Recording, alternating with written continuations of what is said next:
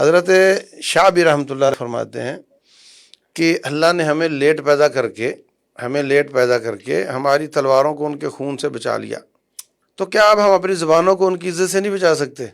واہ، اللہ کیا بات، کیا بات.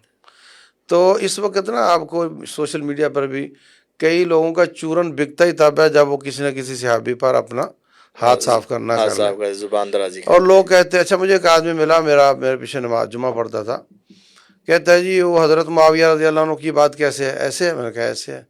تو فلاں کی بات یزید کی کیسے ہے؟ میں نے کہا ایسے ہے. تو آپ نے آج تک ہمیں بتایا ہی نہیں، اتنی دیر ہو گئی آپ کے پیچھے جمعہ پڑھتے، اچھا اور وہ تو فلاں آدمی جو سوشل میڈیا پر ہے وہ بتا رہا ہے.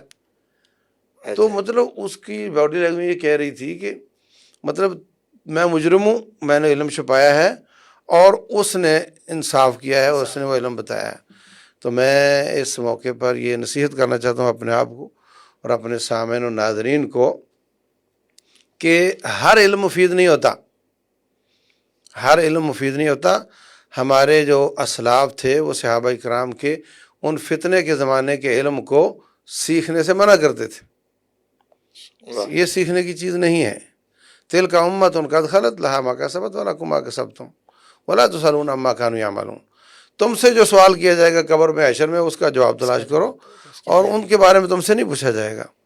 تو ان کے بارے میں والذین جاءوا من بعدهم یقولون ربنا اغفر لنا ولاخواننا الذین سبقونا بالایمان.